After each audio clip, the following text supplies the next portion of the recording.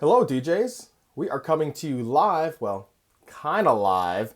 I'm actually still in Las Vegas at the time of this recording, just a few days before you are watching it now, as I just got done, as many of you know, with the Mobile Entertainment Expo 2023 MEX.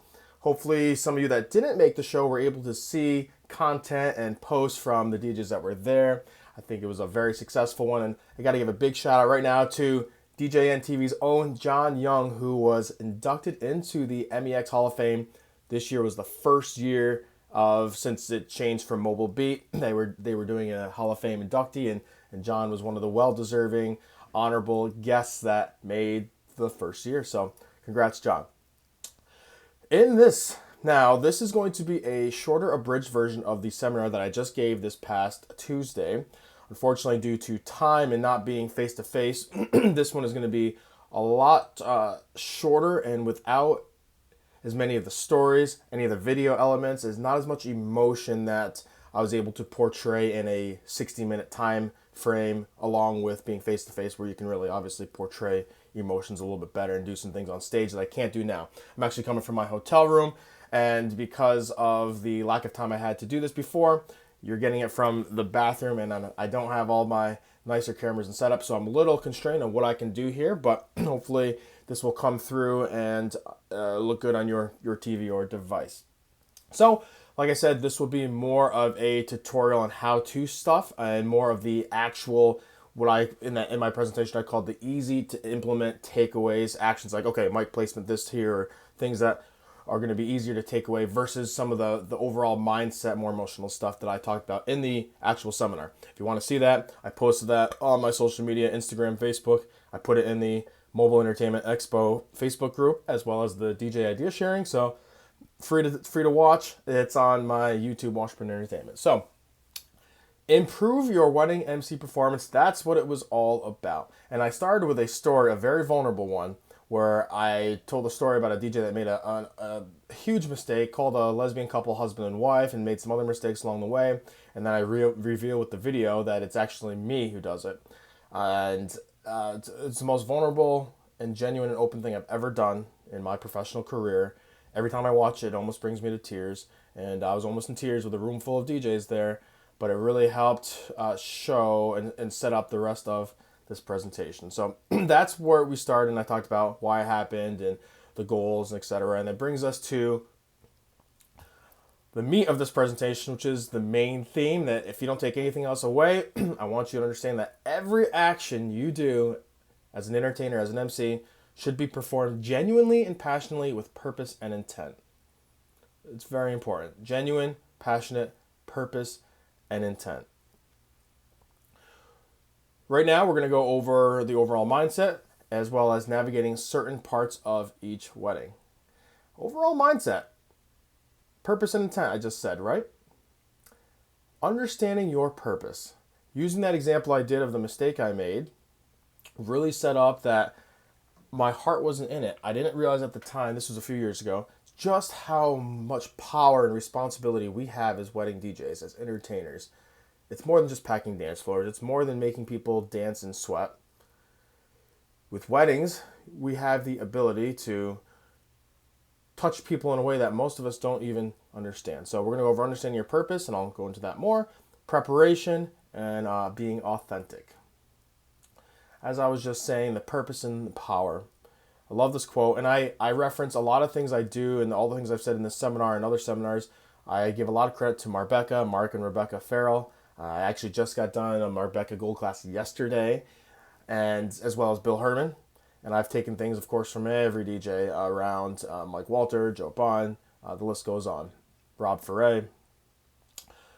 Bill Herman says a great quote: "The person with the microphone is the most powerful person in the room." Understanding your power, it's a gift. I just talked about this. My epic story mess up showed me that, wow, I have the power to hurt people in a very, very negative way. In that same regard, we have the power, if we can connect with people on an emotional, real level, in a way that'll just be more than, oh, this is the DJ that packed the dance floor and played great music. It's gratifying. It's a win-win for all.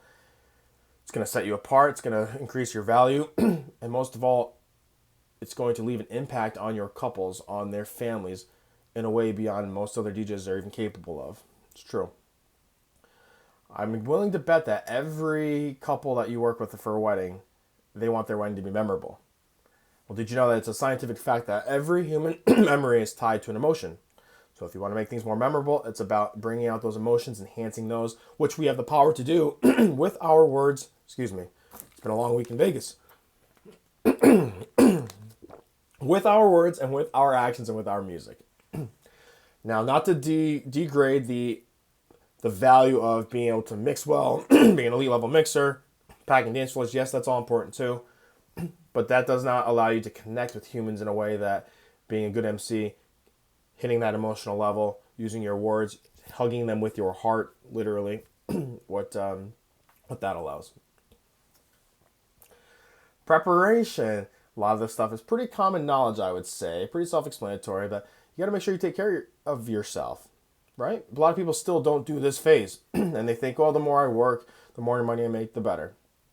I used to think the same way, and then I realized, well, if I do 3 weddings in a weekend and I can only give 30% on my third one, that's a disservice to them, and I'm better off just being at 110% for every wedding I do and not feeling dragged down, not feeling tired and exhausted and burnt out, and then being able to charge more for those rather than working harder, working more for less money. No, I want to work smarter, not harder, right? Work less, make more money, and just give a much bigger impact. Because if you're putting that product out and you're 100%, that's going to turn into more sustainability, more money, more value, more impact than you doing 3 of them at 30%, right? Mental and emotional strength, can't say enough about that. You have to really put yourself in the mindset and be prepared to understand. I think the first thing is understanding, again, your role, just how much responsibility you have, how much power you have. I took out the goal slide because it's earlier in this presentation, but my goals for this seminar were to, number one, inspire. So you didn't feel the way I felt when I made that big mistake, but also to really drive through that we have so much more power than many people realize, and I've said that like 5 times now already. So certainly, and then of course the cliche goals of we want to make you more money and bring you more joy, more gratitude, etc. So preparation, know your stuff. That goes without being said. Now, how you get to know your stuff, I left that kind of open-ended because there's a lot of different methods and people use, whether it's this program, Google Sheets, this many Zoom calls, this face-to-face. You do what you feel comfortable with that works for you. But yes, there are many ways to do this well, many ways to do it poorly too. But make sure that you have everything prepared, that you know ahead of time, much in advance. That mistake I made was I was overconfident. My ego was in the way. I hadn't prepped for the wedding like I should. I looked at the introduction stuff right before I did that. And again, my heart wasn't in it. My mindset of being prepared and understanding, okay, how do I set myself up for success? Great stories like Kobe Bryant, one of the greatest basketball players in the world ever. First in the gym, last one to leave. Even when he was a superstar, he didn't change that. He didn't take things for granted and say, well, I'm so good now and I've made it to this point that I don't need to prepare as much and my natural talent will just take over. And same thing with acting classes. Meryl Streep, Robert De Niro, Al Pacino, they continue to have coaches. They continue to get coaching and training and work on that. So being prepared, just because you get more success, it actually should make you prepare even more and not less. Authenticity. I think being comfortable in your own skin is the first step towards being authentic. In my full MEX seminar, I really try to convey the emotion, the vulnerability, and that it's okay to embrace your fears and flaws. You have to do that. You have to be at peace with yourself and have the awareness and confidence and understanding that it's okay to have fears, to have flaws. Be comfortable with it. After I gave my seminar, I had so many people come up to me and say, wow, hey, I made that mistake too, or I made a mistake as well, and thank you so much for sharing that, because so many DJs are filled with egos, filled with the macho-ness of, oh, I'm perfect, I don't make mistakes. It's not the way to do it. And so many people could relate and felt comforted and just really enjoyed that I was open enough on stage publicly. And I'm hoping that will continue a trend where other DJs will be, it's okay to talk about that. You see people posting their awesome transitions, posting their amazing mixes, posting their videos that get 1 million likes. But how often do you see DJs posting the mistakes? Like many things in life, that's where we learn from. And you got to be okay with yourself, be comfortable in your skin, be authentic to understand that. And if you're truly going to make a difference, you're truly going to improve yourself. And if you're someplace where this is very foreign to you and you want to get to the place where you're fully in touch and are able to do things on a much higher level, because if you are authentic with yourself, it allows you to perform not just as a DJ, but pretty much in any industry at an optimal level. So it starts with that for sure. I mentioned Marbecca, why I'm here in this hotel room now, because I just finished a 2-day training course of Marbecca. If you've never done this before, I can't stress enough how valuable taking their seminars are, their workshops. Two of the biggest things that the concepts that it's all about for them is it's all about love. It's not about what you say, but how you say it. Very true. Marbecca was a game changer for me. After I made the mistake in that lesbian wedding, that's when I decided it hurt me so bad. And then the things leading up to that, or the days after, with the father leaving a Google review, a very, very bad one, very detailed, but it was honest in every way. The couple making a Facebook post. That was the turning point in my life where I was so devastated and so hurt. Like many people, it usually hurts more when you let someone else down and when you disappoint them versus when you hurt yourself. And with us as entertainers, that our livelihood depends on satisfying clients and getting people to enjoy what we do and like us, that hurts when we let them down. Marbecca was a huge game changer for me. It really helped, not just in my DJ career, but certainly in an even bigger impact on my personal relationships, friendships, partner, family, even my pets. Kidding, kind of. But what they teach. So if you can get into one of their workshops, I highly, highly recommend it. It's so inspiring. It's so valuable and stuff that you just don't find anywhere else. But bottom line, it's all about love. And those of you that are watching that have taken to Marbecca, you know exactly what I'm talking about. Again, remember, you're more than just a button pusher. I've said it already. Some of you don't even realize how much power and potential you have to make a real impact beyond packing a dance floor. We're talking about people's lives, emotions, their hearts, their families, people that aren't there anymore, people that might be dying soon, bringing families together. The true why as human beings we do almost anything. It's the why. It's for the love of our families. It's for the people we care most about. As the wedding DJ, we are steering the ship essentially for all of these. We are the captain of the vessel that can, like I said, enhance those emotions, make it more memorable. Let's get into some areas of navigating a wedding.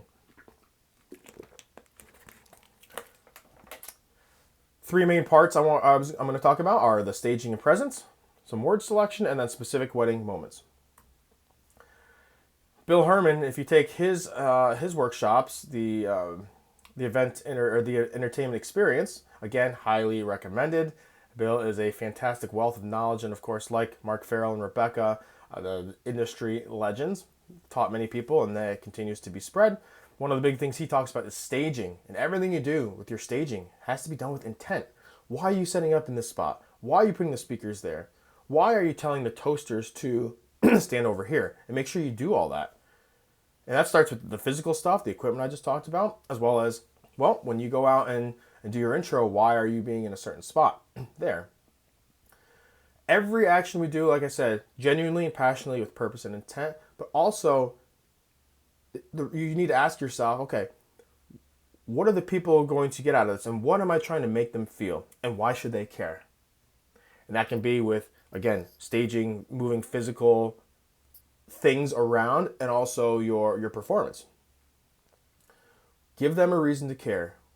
If not, if what you're saying is just words and they have no real intent and they're just word filler words because you're an untrained MC and you don't know what else to say, well, then there's some work that needs to be done if you want to reach that point of being a top tier, world class, optimal entertainer and really connect with people. So Intent, staging everything you do. Why are you doing it, and why should people care? Give them a reason. Being visible, physical. I'm a bit firm believer that in order to really connect with people, it's about making eye contact. It's about being able to look each person in the face as you speak. Instead of speaking to a crowd, you speak to an individual person with each thought, and then being able to see you versus just the, hey, I'm the DJ back here somewhere, and we're going to do a cake cutting and first dance and blah, blah, blah. And it's not the same. That's why every talk show, award show host, you see them. They're right there on stage. Being visible, being able to connect with people and get their attention also helps to getting their attention, right? Because every time you get on the mic to say something, you're interrupting 100, 200, 300 other conversations. Owning the stage, it's having that sense of confidence, understanding that, okay, I have a job here to do, and it's to provide value. It's to make you feel something. It's to make the crowd care for the reasons that you're there, for the wedding couple to celebrate love, or to get them to respond to do something that you want them to do. For example, like come out to the dance floor for cake cutting or first dance, etc. Awareness, cue points of understanding where you are. Understanding, okay, if I'm going to be here planted, every time I speak, I want people to look right here. You can put a little gaff tape on your marker if you're unsure, rather than being at a different spot every single location. Now, I do understand with certain venues that you're over here for cocktail, and then maybe it's a long table, so when they do the intros, they're on the dance floor here, but then for their sweetheart table, which is on the other side, and the toast, you got to walk there. I get that. That's understandable. You don't need just one cue point. You can have multiple ones, but you want to definitely limit it so it's consistent, so people know when they hear that voice and you're interrupting all those conversations, because not every time when you say ladies and gentlemen or folks or friends and family, does everyone just stop and look at you and be like, okay, attention. That doesn't happen, and it would be cool if it did, but that's not the world we live in. Body movements, being aware of everything you're doing. I highly recommend that you record everything you do, just like an athlete that records themselves, taking BP, you're throwing a football, working on fundamentals, same here. And if you are doing something with your arm that you're unsure of, or if you are tilting back, or you're leaning back, or you're looking down, all these things that will help you become better, because body movements are important. Microphone placement, having it properly so it's not blocking your face, but you're getting the optimal sound. Understanding your equipment, your gear, to know how to set the gain so it properly picks up your voice. Females that don't have as much low end as a male, understanding our mic placement, I might need to put it closer so I get more low end, so it's a more warmer sound. If you are getting really excited, you can use the microphone dynamically to move it away, just like singers would. Celine Dion, my all-time favorite. You watch her, if she's singing very quietly, the microphone's closer, but when she belts out those high notes, the mic comes down. You can use that as well as an MC for sure. Pausing for reactions. Silence isn't always bad. And with a lot of amateur, untrained MCs, they think, oh no, silence is bad because now I'm in the room and I don't know what to say, and people, well, if you get to the point where you can understand all the dynamics of the purpose of silence and using it to your advantage, it is amazing. It is beautiful. Because if you're taking in everything I'm saying, that everything we do is to evoke an emotion, right? Everything we're doing is to get the audience to feel a certain way. And if you're doing your job well, they need time to process that. Whether it's a laugh, whether it's a, oh yeah, whether it's a clap, right? And if you just continue to talk and go from one thought to the other without giving them a chance to react and really take that in, then you're doing yourself a disservice and you're losing the impact of what you're trying to do. So silence is not always bad. It's actually very good. Word selection as an MC. So many DJs, again, untrained ones, are saying, I need you to do this, and I want you to do that, and I want you to do this. People don't want to be told what to do. Don't command. Your job isn't to command, and to most people, you are just a stranger. They're not going to know who you are.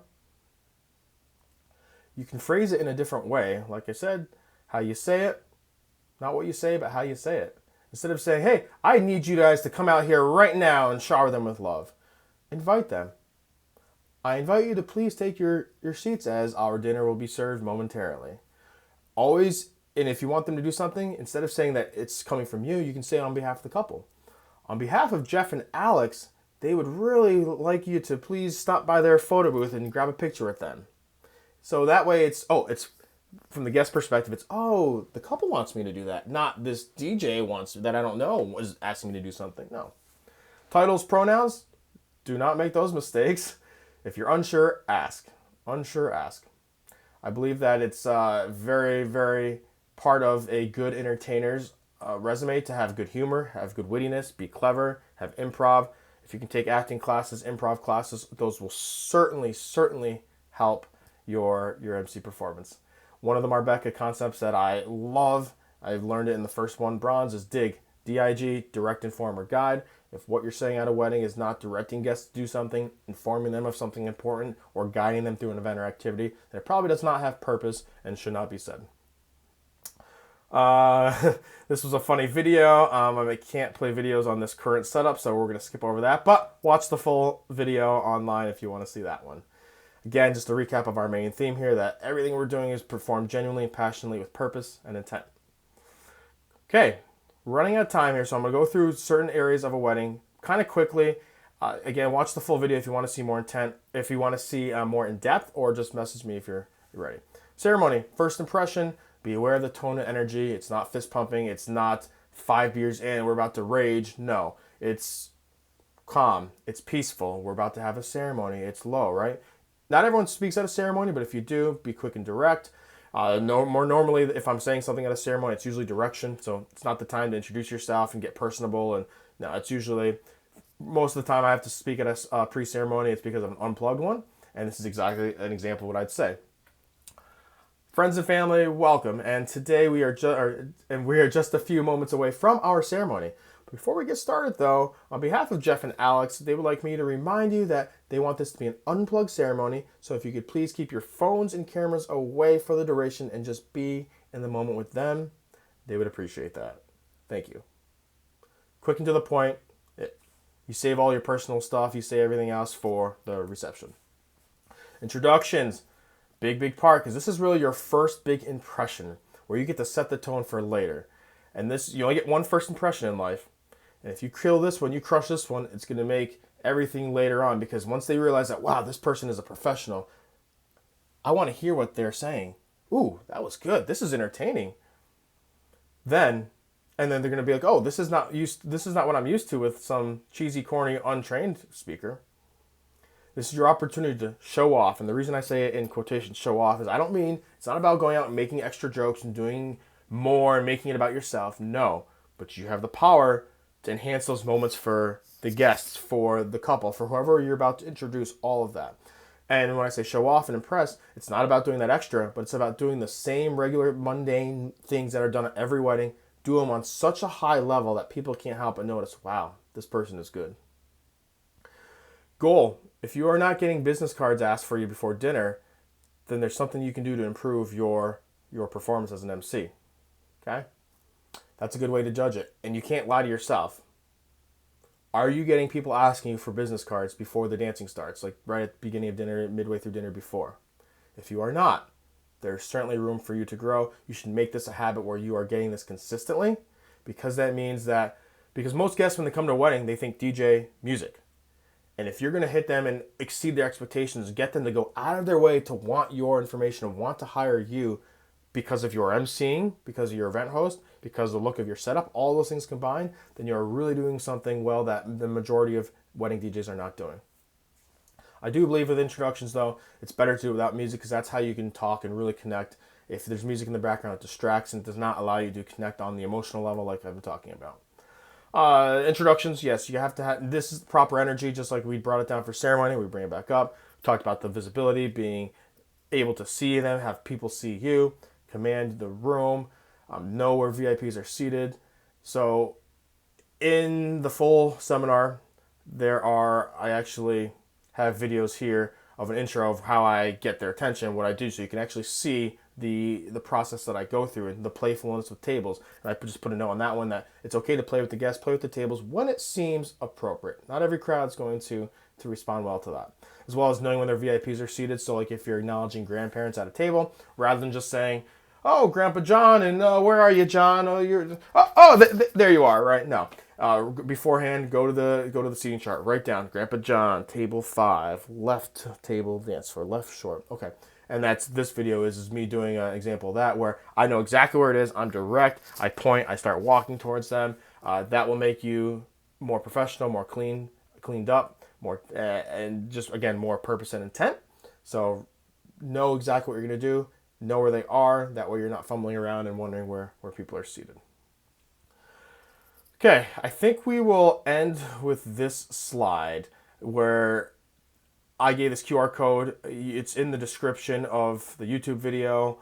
You can scan the QR code if you are able to do that. It has lots of freebies of raw videos of my introductions, all of the supporting videos and things that I put in this presentation.